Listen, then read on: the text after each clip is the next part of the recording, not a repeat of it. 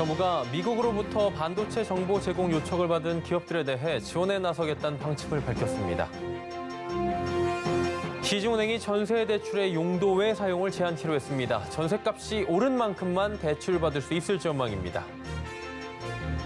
코로나19 사태 장기화로 적자에 시달려온 주요 여행사들, 내년엔 흑자로 돌아설 것으로 전망됩니다.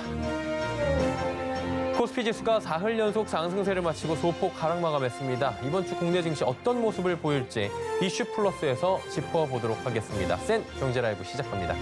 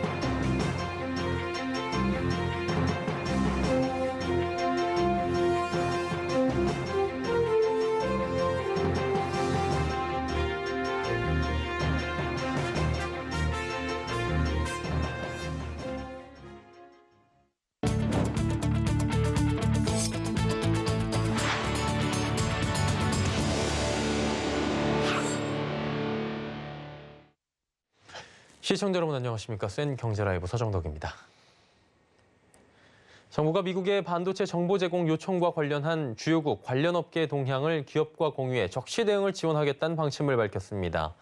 홍남기 부총리는 오늘 정부 서울청사에서 첫 대외 경제 안보 전략 회의를 열고 미국 반도체 정보 제공 요청 관련 동향 및 향후 대응 방향을 논의했습니다. 이 사안과 관련해 기업의 민감한 정보 문제, 기업 부담 완화를 위한 정부의 지원에 대해 고려해야 한다며 특히 정부는 기업계와의 소통과 협력을 각별히 강화하겠다고 밝혔습니다. 홍 부총리는 또 글로벌 기술 패권 경쟁 아래 우리 기술의 육성, 보호 전략을 언급하며 이번 이슈는 기술 안보, 산업 통상 등 다양한 영역이 복잡하게 얽혀 있는 사안이라며 특히 최근 공급망 재편과 함께 첨단 기술의 확보, 보호가 우리 대외 경제 안보의 핵심 이슈로 부각되고 있다고 강조했습니다. 금융당국이 전세 대출을 총량 관리 한도에서 제외키로 하며 그동안 대출 문제로 어려움을 겪던 실수요자들은 한숨 돌릴 수 있게 됐습니다. 다만 대출을 용도 외로 쓰는 수요를 막기 위해 대출 한도를 전세값 증액 범위로 한정하고 전세 대출은 더욱 깐깐해질 예정입니다. 윤다혜 기자입니다. KB, 국민, 신한 등 5대 시중은행은 오늘 27일부터 전세대출 갱신 한도를 전세값이 오른 만큼만 대출을 받을 수 있도록 시행할 방침입니다. 5대 은행 여신 담당 관계자들은 주말 비공식 간담회를 열고 이 같은 전세자금 대출 새 관리 방안을 세웠습니다. 금융당국은 기준금리 인상과 함께 금융권의 가계대출 규제를 조여 부동산 시장으로 유입되는 유동성을 차단할 계획이었으나 실수요자들의 반발이 커지자 한 발 물러선 것입니다. 은행들은 이에 따라 이번 주부터 중단했던 전세대출을 재개하거나 지점별로 관리했던 대출 한도를 원래대로 풀 예정입니다. NH농협은행은 중단했던 전세자금 대출을 오늘부터 재개했습니다. 전세 신규 계약은 기존과 같이 보증금의 80%까지 전세대출을 제공합니다. 다만 임대차 계약갱신에 따른 전세자금 대출의 경우 전세값 증액 범위 내로 제한합니다. 추가적인 전세대출을 받아 주식이나 갭투자에 나서려는 수요를 막기 위해서입니다. 5대 은행은 이 방안을 전체 은행권으로 확대하기 위해 조만간 지방은행을 포함해 비대면 전체 은행회의를 열고 협의에 나설 계획입니다. 금융당국이 실수요자 전세대출을 풀며 보완대책으로 총부채 원리금 상환 비율, 즉 DSR 조기 강화 시그널이 강해지고 있습니다. 2023년 7월까지 매년 단계적으로 확대하기로 했던 개인별 DSR 40% 규제의 적용 대상을 예정보다 앞당기는 방안이 논의되고 있습니다.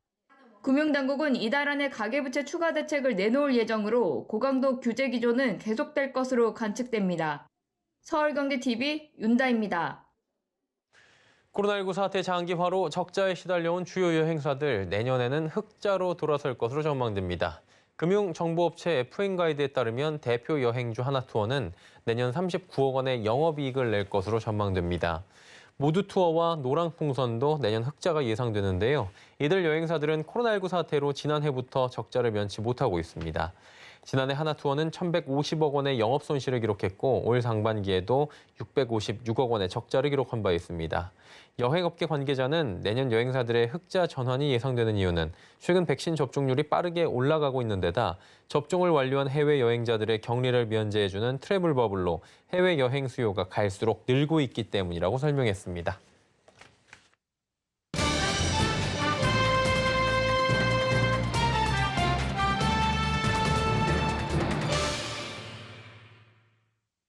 코스피 지수 사흘 연속 상승세를 마치고 오늘 소폭 하락 마감했습니다. 지난주에 2,900선 초반대까지 위협을 받았었는데 지난주 금요일에 3,000선을 회복을 했었죠. 그리고 반등하는 모습을 보이기도 했었고요.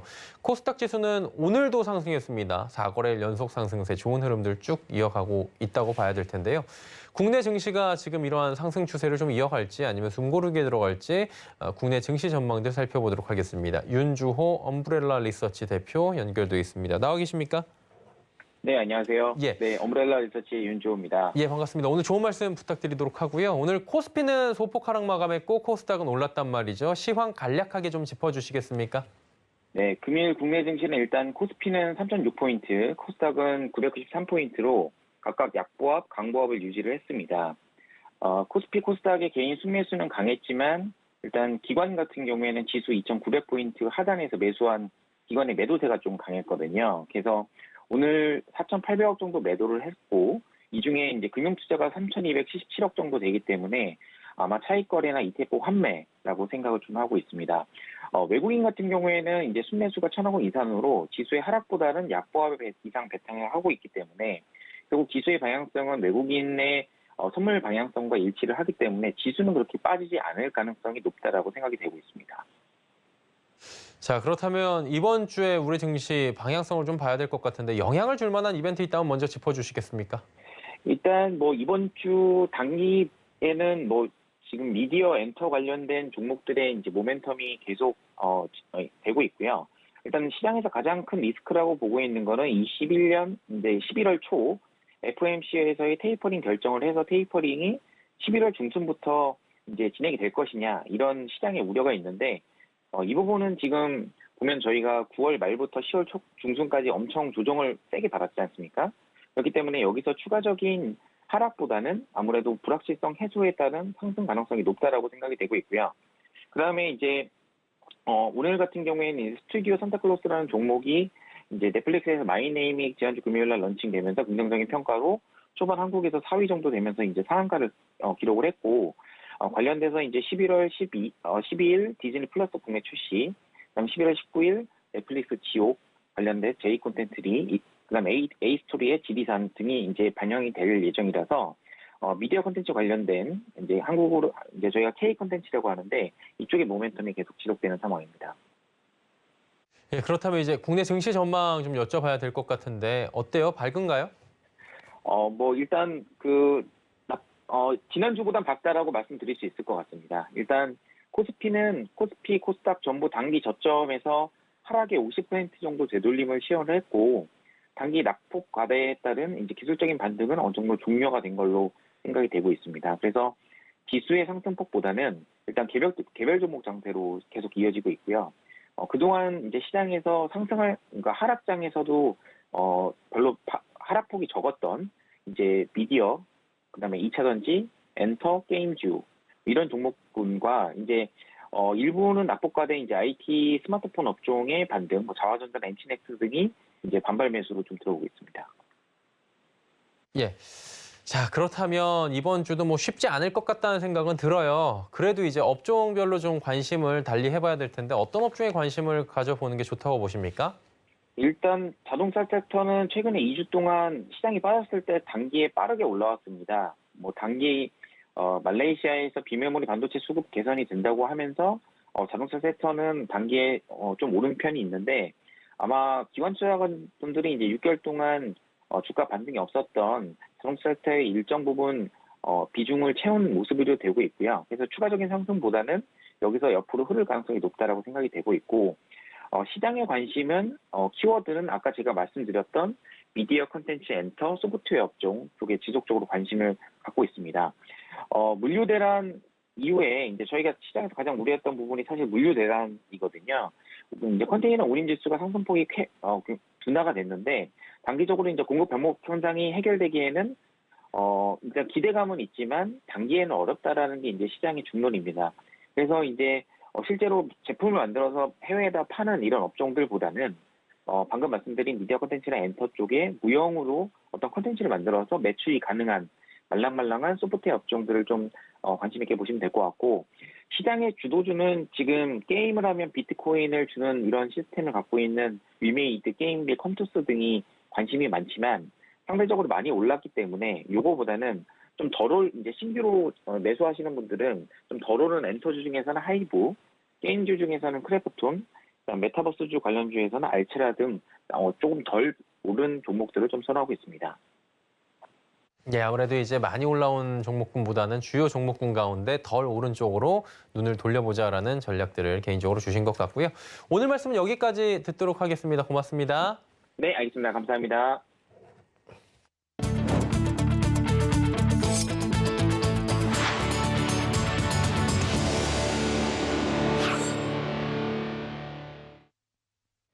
예, 코로나로 해외 대신 국내로 여행 다니시는 분들이 굉장히 많으실 겁니다. 지역 기반 외식 브랜드에 대한 관심도 덩달아 커졌는데요. 백화점들은 지역 브랜드 유치에 적극적으로 나서고 있다고 합니다. 아예 로컬 브랜드로 선언한 기업도 있다고 하고요. 문다희 기자가 전해드립니다. 대전의 성심당, 군산의 이성당, 서울의 태극당, 전주의 풍년제과, 부산의 옵스. 모두 지역을 기반으로 한 베이커리 브랜드로 지역의 역사와 문화를 결합한 외식 기업이 관광 상품이 된 케이스입니다. 최근 코로나19 장기화로 해외여행이 어려워지며 지역 먹거리에 대한 관심이 커지자 로컬 브랜드로 도약을 선언한 기업도 있습니다. 대구의 홍두당입니다. 대구에 집중하기 위해 전국 30여 개 매장을 10개 가량으로 축소한 홍두당은 지난 7월 대구 중구 반월장 중심 지역에 본사 사옥을 짓고 1층엔 근대 골목 단팥빵 본점을, 2층과 3층에는 제조 공장을 만들었습니다. 로컬 브랜드로 도약을 선언한 만큼 지역 상생에도 적극적입니다. 대구 양령시 협동조약과 업무제휴 협약을 체결한 홍두당은 최근 우수 한약재를 이용한 신메뉴도 내놨습니다. 지역 상인들도 썰렁해져 가던 상권에 활기를 띄워줬다며 긍정적인 반응입니다. 일단 젊은 사람들이 많이 다녀요. 그전보다. 그래서 이제 그 사진 찍는 사람들도 많고, 그리고 앞에 낮에도 이제 음악이 나오니까 분위기가 좀 사는 것 같고. 이런 트렌드에 발맞춰 백화점들도 지역 맛집 유치에 적극적으로 나서거나 매장을 대폭 넓혔습니다. 롯데백화점 대전점은 작년 6월 1층에 기존 매장보다 3배가량 넓은 성심당 시그니처 스토어를 열었습니다. 백화점 1층엔 명품 등 해외 럭셔리 브랜드나 화장품 입점이 줄을 이룬다는 공식을 깨고 이례적으로 대규모 빵집을 연 겁니다. 이게 약간 뉴트로 같습니다. 제 생각에는 누군가에게는 되게 신선한 새로운 음식이고 누군가에게는 추억의 음식. 그래서 저는 이게 너무 잘 맞아떨어져서 이렇게 지역에 있는 먹거리가 점점 더 유명해지지 않았나. 서울경제TV 문다입니다. 현대자동차가 지난 주말 모터스포츠 대회에서 트리플 크라운을 달성했습니다. 특히 내연기관과 전기차 레이스에서 동시에 최정상에 올랐다고 하는데요. 정세미 기자입니다. 현대자동차가 세계 최정상급 모터스포츠 대회인 월드랠리 챔피언십과 월드 투어링카컵 퓨어 ETCR에서 동시에 우승컵을 들어올렸습니다. 내연기관 양산차 기반의 WRC를 포함 WTCR은 고성능 내연기관 투어링카로, 퓨어 ETCR은 고성능 전동화 투어링카로 서킷을 달리는 경기입니다. 비포장 도로를 달리는 WRC에선 i20가 1위와 3위에 올랐습니다. 지난 14일부터 스페인에서 열린 2021 WRC 11차 대회에서 현대 월드랠리팀 티에리 누빌과 다니 소르도 선수가 i20 쿠페 WRC 랠리카로 더블 포디움을 달성한 겁니다. 현대차는 이번 우승으로 WRC 통산 20승을 기록했습니다. 같은 기간 프랑스에서 개최된 2021 WTCR 6차 대회에서도 우승컵을 거머쥐었습니다. 이 경기에는 현대차 아반떼 N이 출전했습니다. 아우디와 폭스바겐, 혼다 등 제조사별 고성능 차가 모두 참여했는데 현대차는 2번의 결승 중 2번째 레이스에서 1위에 올랐습니다. 전기차 경주에서도 강자로 인정받았습니다. 6대의 경주차가 4번의 라운드를 거쳤는데 벨로스터 N ETCR이 총 72점을 얻어 우승했습니다. 이로써 내연기관과 고성능 전기차 모터스포츠 대회에서 모두 우승 기록을 쓴 현대차는 내년 하이브리드 파워트레인을 사용하는 WRC 출전 의사를 밝혔습니다. 서울경제TV 정샘입니다. 삼성전자가 지난해 12월 선보인 스마트 모니터가 집콕 수요에 힘입어 인기를 끌고 있습니다. 삼성전자는 스마트 모니터가 전 세계 누적 판매 60만 대를 돌파했다고 밝혔습니다. 출시부터 지금까지 1분에 1대꼴로 팔린 셈인데요. 삼성 스마트 모니터는 PC에 연결하지 않아도 업무와 학습을 할 수 있고 넷플릭스와 삼성 TV 플러스, 유튜브 등 다양한 온라인 동영상 서비스를 즐길 수 있습니다. 스마트 모니터 인기의 삼성전자는 현재 6종의 스마트 모니터 라인업을 향후 확대해 나갈 예정입니다. 경기도 중소기업계가 권칠승 중소벤처기업부 장관을 초청해 간담회를 열고 협동조합 활성화 등 현장 의견을 반영한 정책 지원을 촉구했습니다. 경기도 화성시에 위치한 동구바이오제약의 생산 현장을 직접 방문한 권 장관은 오늘 열린 간담회에서 중소기업 협동조합 기능 활성화와 혁신성장 ESG 경영, 코로나19 극복 등에 관한 경기 중소기업계 현안 과제를 경청했습니다.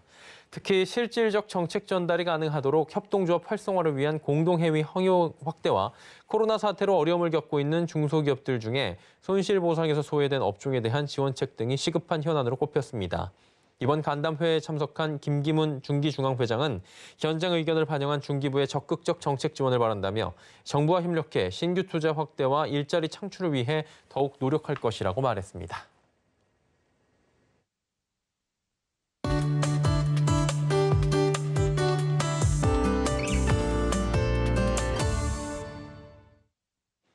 연초 미국의 혹한과 폭설, 또 유럽의 혹한, 중국 대홍수 등 지난해에 이어서 올 상반기에도 강력한 기후재앙이 끊이질 않고 있는 상황입니다. 이로 인한 보험사들의 경제적 손실이 매우 크다고 하는데요. 그래서 오늘은 기후재난과 보험 손실에 대해 이야기 나눠보도록 하겠습니다. K웨더 반기성 센터장 오늘도 함께합니다. 어서 오세요. 네, 안녕하세요. 예, 기후변화에 따른 경제적 영향, 피해가 굉장히 커지고 있나 봐요. 아, 그렇습니다. 저는 탄소중립위원회 윤순중 위원장 그 말이 정말 실감이 갑니다. 자, 우리는 장마와 폭염을 기후변화의 문제로 보고 있습니다. 하지만 탄소 감축은 더 이상 기후 문제만이 아닙니다. 이제는 산업 구조와 직업 등이 바뀌는 경제적 관점에서 바라봐야 합니다. 이게 이제 윤 교수 말인데, 윤 교수는 날씨 문제라면 대중의 관심을 끌기가 쉽지 않은데 먹고 사는 문제와 결부되면 보다 진지하게 접근할 수 있다고 말하면서 당장 홍수와 폭염으로 인해 직접적인 경제적 피해뿐만 아니라 보상해주는 경제적 피해까지 너무 크게 발생하고 있기 때문에 이제는 모든 기후위기를 경제적 관점에서 보고 국민들에게 접근해야 한다는 것이죠. 예. 올 2월에 발생했던 북미 쪽에 그런 겨울 폭풍이 있었는데 이게 경제적 피해가 엄청났나 봐요. 아, 네, 그렇습니다. 올해 2월에 정말 엄청났어요. 엄청난 정도였죠. 북미 지역의 눈폭풍으로 눈을 보기 힘들었던 미 남부 지역, 그러니까 대표적인 지역이 텍사스 주인데요. 가장 남쪽 지역이었죠. 자, 이제 미 국립해양대기관리국의 분석 결과 미 본토 48개 주 전체 면적의 73%가 눈에 뒤덮였는데 이것은 이제 2003년 이후 가장 넓은 지역에 눈이 내린 것으로 미국 본토 4분의 3이 얼어붙은 셈이죠. 강력한 눈폭풍으로 인해서 영하 30도에서 40도의 한파로 최소 23명이 숨졌고요. 혹한과 정전 사태로 자동차 공장 생산 중단, 항공기 수천 편의 결항이 발생을 했고요. 텍사스에 있는 우리나라 삼성전자도 가동 중단이 되면서 아주 피해가 컸었죠. 맞아요. 그런데 보험사들이 추정한 북미 겨울 폭풍으로 인한 보험사 피해 손실액이 약 18조 원으로 역대 단일 자연재해 손실액 중 가장 컸다고 합니다. 이것은 역대 미국 겨울 폭풍 피해 손실액으로 따져도 사상 최대 규모인데요. 재보험사인 스위스리는 기후변화에 따른 기상이변이 재난이 발생하기 쉬운 지역에 급속한 도시 개발 등과 맞물리면서 그 어느 때보다 높은 자연재해 손실을 초래했다고 주장하기도 했습니다. 이게 단일 겨울 폭풍으로만 18조 원 어마어마한 피해가 발생했다면 올 전반기에 대형 산불이나 토네이도나 미 서부 지역, 캐나다 서부에 폭염 피해 있었는데 이것도 엄청나겠어요? 아, 네, 그렇습니다. 올해 상반기에만 하더라도 유럽이라든가 미국 지역에 발생한 대형 산불, 폭풍, 또 유럽 홍수 정말 이거 극심한 자연재난으로 인해서 전 세계 보험사들이 약 48조 원의 보험 피해를 입은 것으로 밝혀졌습니다. 예.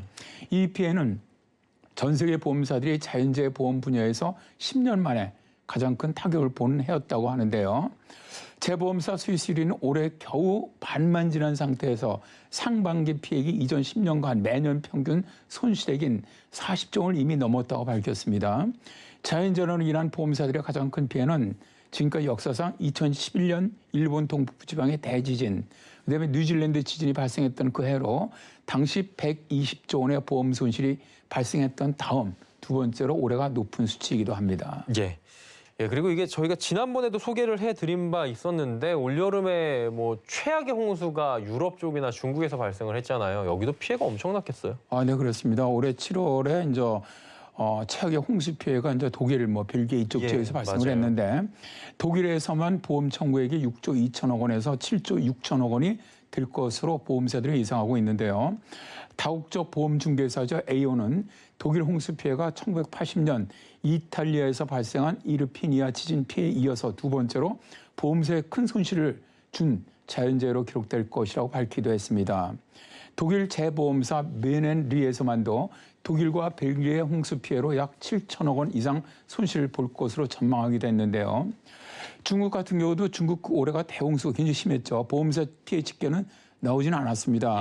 그런데 예. 중국 국가홍수감염방지총지휘부는 올 들어 연 인원으로 3,481만 명이 홍수 피해를 입었고 146명이 숨지거나 실종됐다고 하면서 7만 2천 채의 가옥이 무너졌고 직접적인 재산 피해는 약 21조 7,900억 원에 달한다고 밝혔습니다. 그런데 올해 7월에 영국의 뉴캐슬 대학의 연구진은 유럽 대륙의 홍수 피해는 현재 매년 15조 8천억 원에서 세기 말에 가면 매년 최대 64조 4천억 원의 비용이 들 수 있으며 피해를 입은 사람들의 수가 약 35만 명으로 2배 이상 증가할 수 있다고 주장을 했습니다.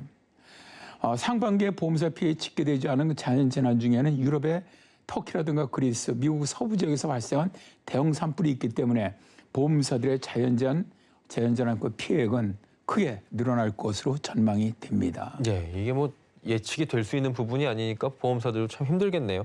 오늘은 기후재난에 우는 글로벌 보험사들 이야기 나눠봤습니다. K웨더의 반기성 센터장이었습니다. 고맙습니다. 네, 고맙습니다.